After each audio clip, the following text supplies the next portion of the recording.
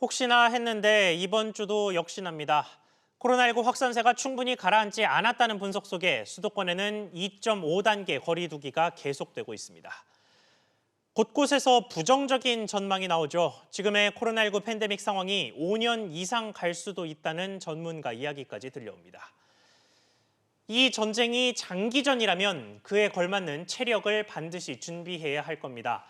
다시 1단계 거리두기로 돌아가기 위해 우리가 일상 속에서 긴 호흡을 갖고 수행해야 하는 일은 뭔지, 현재 구체적인 상황은 어떤지 알아보겠습니다. 백순영 가톨릭대 의대 명예교수 나왔습니다. 교수님 안녕하십니까? 안녕하세요. 네, 일단 주말 상황부터 좀 보겠습니다. 어제 기준으로 보면 코로나19 신규 확진자 발표가 167명이 나왔습니다. 나흘 연속으로 100명대를 보여서 이게 200명대, 300명대, 400명대까지 갔던 일일 증가세가 다소 좀 완화가 됐다, 안정이 됐다 이렇게 평가해 볼 수 있을 것 같은데 어떻습니까? 예, 다소 완화는 되고 있는데 이 감소세가 조금 더 꺾었으면 좋겠는데 좀 그렇지는 못합니다. 즉 8월 23일부터 전국적으로 2단계 거리두기를 시작을 했는데 그 효과가 어느 정도 나오는 것으로 보이고요. 또 30일부터는 서울 수도권에서만 2.5단계, 즉 강화된 2단계 거리두기를 하고 있는데 그 효과도 이제 나오는 시기인데 사실은 어제 그 결과 같은 건 조금 더 줄었으면 좋았었는데 왜 그러냐면은 주말에는 좀 진단 건수가 줄어들거든요. 특히 아마 일요일 날 진단 건수가 많이 줄어들어서 오늘까지는 이거보다 훨씬 더 줄어든 숫자가 나오기는 하겠는데 실제로는 내일부터 2만 건 이상 진단 검사가 되는 화요일의 숫자부터 많이 줄어든다면 100명 이하도 갈 수는 있을 것으로 보입니다. 하지만 아직도 우려될 만한 부분들이 많이 남아 있어서요. 예를 들어서 우리 지역사회에 있어서 감염원을 알 수 없는 확진자들의 비율이 낮아지고는 있는데 그렇게 많이 낮아지지 않고 아직도 그렇죠. 여전히 20%가 넘죠. 20%를 넘는 상황이라 이런 부분들이 우리 산발적인 집단 발생이 일어날 수 있는 개연성이 굉장히 많아서 안심할 수는 없는 상황이지만 하여튼 지금으로 봐서는 상당히 희망적인 부분으로 가고 있는데 어디까지가 지금 안정적이냐 하는 거는 좀 의문이 있습니다. 지금 이 숫자도 굉장히 큰 숫자이기 때문에 우리가 뭐 2, 30명일 때도 뭐 그렇게 안심하고 살았던 건 아니기 때문에 지금 상황으로 봤을 때는 50명까지만 가는 거 그다지 쉽지 않아 보이는데 하여튼 이 감소세가 뚜렷해지면은 뭐 2단계로 완화시켜 줄 수 있지 않을까 그렇게 생각합니다. 자, 그리고 서울 같은 경우에는 검사 대비 양성률이라고 해서 검사한 숫자의 사람 대비해서 양성이 실제로 발견이 되는 경우에 비율이 점점 줄고 있다고 하더라고요. 이게 좋은 신호라고 해석을 할 수 있을까요? 이게 어떻습니까? 좋은 신호일 수 있죠. 전체적으로 봤을 때 진단 검사 수가 많아지면 환자가 많이 나오는 건 사실입니다. 절대 수로는. 하지만 그 안에서의 의심 환자 혹은 접촉자 또는 증상이 있는 사람들의 진단 검사 수에서 실제로 확진을 받는 사람들의 숫자인데 지금 전국적으로 봤을 때는 사실은 상당히 높기는 하지만 1%대를 유지하고 있는 데 비해서 서울 시내는 좀 그렇지 않습니다. 2%대를 넘어가는 상황인데 이게 뭐 7월 말 이때는 0.5% 뭐 0.6% 이 정도 수준이었으니까 이 숫자도 많이 줄어들어야 되겠지만 실제 확진자 수가 많이 줄어들음에 따라서 이런 것들은 이제 자연히 같이 양성률은 떨어질 수 있습니다. 가장 높을 때는 4%를 넘겼었고요. 예, 4% 넘던 것이 지금 반으로 줄었는데 이 숫자가 굉장히 높은 숫자입니다. 서울 수도권에 있어서는 사람 접촉이 많기 때문에 양성률도 지금 많이 나오고 있는 상황인 건 사실이고 또 집단 발생인 경우에 있어서는 상당히 그 안에서의 그 환자들이 확진되는 경우가 접촉을 많이 했기 때문에 밀접 접촉이 많은 경우는 좀 더 높아질 수가 있습니다. 그렇군요. 자, 그리고 이게 새로운 확진자가 점차 줄어들고 있다는 건 그나마 다행인 소식이긴 합니다만 기존에 확진되신 분들이 참 우려가 큽니다. 이게 고령자분들이 최근에 많다 보니까 뭐 위중, 중증으로 확대되는 경우가 좀 많아서 우려가 커지고 있는데 중환자 병상이 좀 많이 부족하다고 하더라고요. 그렇죠. 지금 서울에는 가동 즉시 들어갈 수 있는 게 4개 병상밖에 없다고 그러는데 이 최근에 중환자의 비율이 높아지는 것이 굉장히 우려가 됐었어요. 지금 며칠 전만 해도 막 하루에 2, 30명씩 저 그래프를 보시면은 저 그래프는 좀 이렇게 옆으로 누워 있는데요. 사실은 30명 뭐 2, 30명씩 많이 늘어났었는데 최근에 며칠간은 사실은 2, 3명으로 줄어들고 있어요. 이것은 좀 희망적인 부분이 있는데 여기서 보시면은 70명에서 100명으로 넘고 120명에서 150명 이렇게 되는 건 30명씩 늘지 않았습니까? 근데 그 이후에는 2명, 3명, 4명 뭐 이 정도로 늘고 있기 때문에 상당히 희망적인 부분이 있는데 이것은 지금 27일 날 441명이나 환자가 늘었고 그 외에 300명, 200명 이렇게 되면은 거의 한 5%의 환자들은 일주일 내지 열흘 지나면 중환자로 가는 경우가 많이 있거든요. 특히 예. 최근에 환자 비율이 그 60대 이상이 굉장히 많기 때문에 또 진단 검사 안 받고 또 상당히 늦은 진단을 받으면서 조기 치료가 불가능한 경우에 있어서는 중환자로 더 많이 가는 비율이 있는데 네. 최근에 경향이 더 좀 희망적인 부분은 우리 지금 의료진들이 지금까지의 굉장히 많은 노하우를 치료를 잘 하고 계셔서 가능한 한 중환자로 안 가게끔 잘 치료를 하고 계신 부분들이 분명히 있는데도 불구하고 이렇게 몇백 명씩 걸린다는 것은 결국은 하루에 10명, 20명 이렇게 나올 수 있다는 것을 뜻하기 때문에 예. 앞으로 우려가 되긴 하지만 지금 현재의 상황으로 보면 정말 간당간당하고 아슬아슬하고 해서 어떻게든지 중환자실을 확보를 해서 사망하시는 분이 안 생기게끔 피해를 최소화해야 될 시기라고 봅니다. 알겠습니다. 지금이 정점이었으면 좋겠습니다. 자, 확진자 관련 소식은 이 정도로 하고요. 거리두기 관련 이야기로 좀 넘어가 보겠습니다.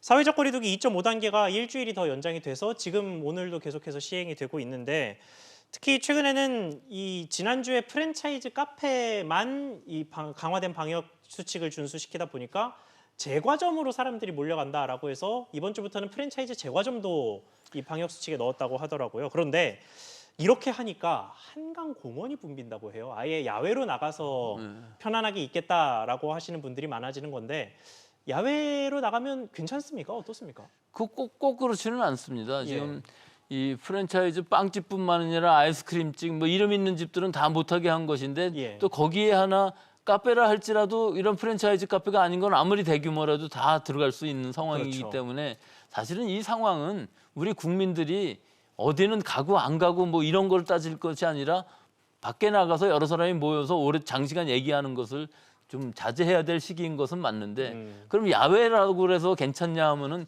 결국은 야외에서도 좀 바람도 불고 그러기 때문에 감염력은 떨어질지 몰라도 장시간 마스크 안 쓰고 계속 같이 음주하거나 뭐 음료를 마시면서 얘기를 하게 되면은 비말 또는 접촉에 의해서 감염되는 경우가 많이 있었고 예. 홍천의 캠프장 같은 경우 아주 대대적으로 집단 감염이 일어나지 않았습니까? 그렇죠. 또 광화문 집회 같은 경우도 야외이니까 안 걸린다는 것이 아니라 수백 명씩 감염이 나타나는 것이기 때문에 야외라고 안 걸린다 이런 것은 아니고요. 얼마나 접촉을 하느냐, 얼마나 장시간 같이 있었느냐 하는 것에 따라 다르기 때문에 또 공기에 의해서도 얼마든지 비말이 감염이 될 수 있는 거리 안에 있으면 감염이 되기 때문에 예. 실제로 야외라고 해서 안심할 일은 아니고 특히 한강변 같은 데에서 또는 공원 같은 데에서 둘러앉아서 계속 몇 시간 동안 같이 얘기하면서 같이 음식을 먹고 같이 술잔을 또는 음료 잔을 만지게 되면은 그 접촉에 의해서 감염될 수 있고 또 그렇게 사람이 많이 몰리게 되면 그 옆에 있는 편의점이라든지 화장실 같은 데에서의 여러 가지 접촉 감염도 일어날 수가 있기 때문에 지금은 가능하면 우리 식구들 아니면은 밖에서 다른 사람을 만나지 않는 것이 적어도 이번 주일만이라도 그렇게 지켜주시면 좋겠습니다. 그렇군요. 자, 그리고 또 걱정인 게 추석입니다. 추석이 지금 뭐 한 달 조금 안 되게 앞으로 다가왔는데 분명히 많은 이동, 많은 식사, 많은 대화 이런 것들이 명절 중에 벌어지게 될 거거든요. 그래서 방역 당국에서도 추석 때 고향 방문을 좀 자제했으면 좋겠다라는 식으로 당부의 말을 남기기는 했습니다만 뭐 그렇다고 해서 1년에 2번밖에 없는 명절을 그렇게까지 많은 사람들이 과연 걸을까 하는 식의 우려도 좀 있습니다. 추석 이동 어떻게 생각하십니까? 그렇게 분명히 많이 가겠죠. 근데 올해 추석만은 그렇게 분명하지 않으니까 좀 소규모로 우리 가족들만 모여서 하고 친척들 또 부모님들 만나시지 않는 추석이 되어야만 될 것으로 보이는데 네. 실질적으로는 뭐 그렇게까지는 어려울 수도 있지만 가능한 한 자제하시고 이동량을 많이 줄여서 접촉이 안 되면 결국은 올해를 잘 보낼 수 있겠지만 만약에 지금 상황으로 봤을 때 이번 주 지나면서 다음 주 2단계로 완화가 되고 한 2주일 지나면서는 어느 정도 지금 시기에 억제된 것이 있어서 숫자적으로는 안정이 된다 할지라도 이 안정된 것이 아니고 지역사회 내에서 모르는 전파들이 많이 일어나고 있는 시기에 추석을 제대로 보내버리면은 추석 안에서 그냥 대규모 확산이 일어나고 전국적으로 일어나고 이것이 통제할 수 없는 범위로 가게 되면은 우리 연말까지 이제는 숫자의 문제가 아니라 통제 불가능한 상황까지 갈 수 있다는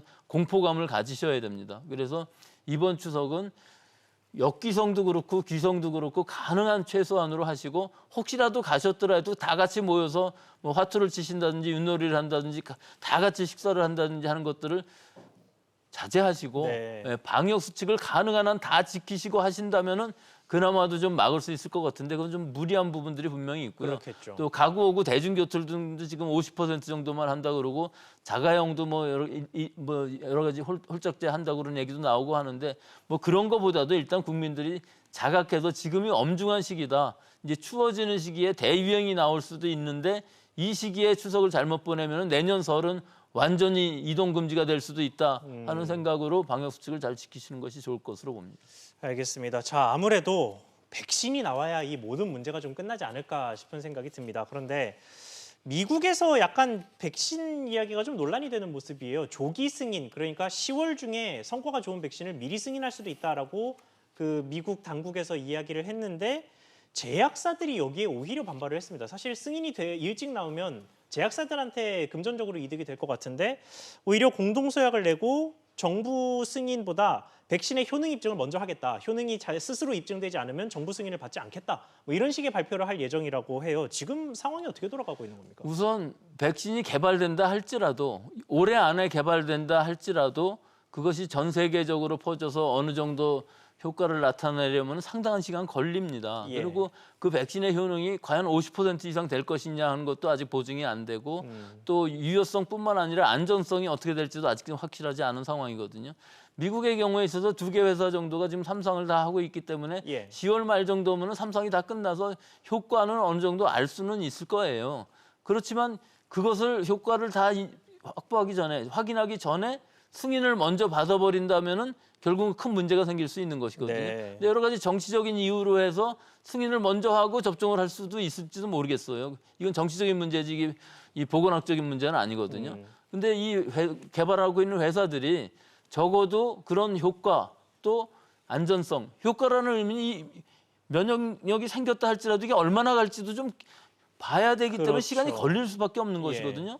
안전성인 경우 즉 부작용이 나오는 것도 단기간의 안정성이 아니라 적어도 한두 달 후에 나올지도 모르는 안정성까지는 봐야 삼상이 끝났다 그러고 일반 시민들한테 대대적으로 접종을 하고 거기서도 또 부작용이 나올 수 있는 것이기 때문에 지금 여러 가지 정치적인 문제로 11월 3일이 이제 대통령 선거니까 그 이전에 승인을 했다 하는 것을 어떤 대통령은 아마 원하시는 것 같은데 예. 이런 정치적인 문제로 이것이 돼서는 안 되는 그런 상황이기 때문에 제발 이렇게 안전성, 유효성이 확보되지 않은 상황에서 일반 시민들이 접종을 받는 이런 상황이 되면 안 될 것 같은데 근데 이게 미국 좀 전 국민이 3억 3천 명인데 전체적으로 봤을 때는 좀 인식 수준이 떨어지는 부분이 있어서 예. 이것을 환영할 수 있는 분위기는 분명히 있습니다. 그렇군요. 자, 변수가 좀 될 수 있을 만한 부분이었고요. 자, 많게 5천만 명의 사망자까지 나왔던 스페인 독감 같은 경우도 지금 돌이켜보면 언제 그랬냐는 듯이 좀 사라졌습니다. 그 당시에는 굉장히 큰 우려를 낳았는데도 말이죠. 그런데 코로나19 같은 경우는 뭐 지금대로라면 변종이 계속해서 나오면서 더 아프고 더 오래 갈 수도 있다. 뭐 이런 식의 우려까지 나오고 있는데 그러다 보니까 시청자분들도 사실 긴 호흡을 가지고 지금 이 팬데믹 상황에 대비하는 그런 행동 요령이 좀 필요할 것 같거든요. 그런 조언 한마디 해주신다면 어떤 게 있겠습니까? 일단 이런 신종 바이러스는요. 맨 처음 나왔을 때가 무섭지 그 이후의 변종은 좀 덜 무섭습니다. 네. 왜 그러냐면은 일단 처음 거는 우리가 쫓아가는데 굉장히 오래 걸렸어요. 이 바이러스가 어떻게 생긴 바이러스냐, 뭐 왜 이러냐, 이상하다, 뭐 백신 치료제 뭐 하나도 되는 게 없으니까 상당히 시간이 많이 걸리고 공포감에 떨었었는데 예. 알면 알아갈수록 어느 정도 대처가 가능하게 되고 만약에 지금 만든 치료제, 백신이 새로운 변종에 안 듣는다 할지라도 이것이 같은 바이러스 종류라 그러면은 빨리 쫓아가서 제압할 수 있는 상황이 될 수가 있어요. 예. 스페인 독감인 경우에 있어서는 한 2년 정도 갔지만 굉장히 심각하게 앓고 많은 사람이 죽었지만 그 시절에는 위생관념이라는 것들 또 백신이라는 개념 같은 것들을 제대로 못 갖고 있었기 때문에 그렇고 우리 지금 현대에 있어서는 우리가 바이러스를 쫓아가기는 하지만 또 우리가 바이러스한테 지는 건 아니기 때문에 그렇게까지 공포까지 가질 필요는 없는 부분이 이것이 아닌 코로나가 아닌 다른 새로운 바이러스가 또 나온다 그러면 또 패닉 상태가 되겠지만 지금으로 봐서 장기간으로 간다 그러면 오래 갈 수는 있어도 우리가 제압할 수 있는 시간은 분명히 올 수 있다 이렇게 긍정적으로 생각하고 싶습니다. 네, 알겠습니다. 오늘 말씀 여기까지 듣겠습니다. 지금까지 백순영 가톨릭대 의대 명예교수와 이야기 나눠봤습니다. 교수님 오늘 말씀 감사합니다.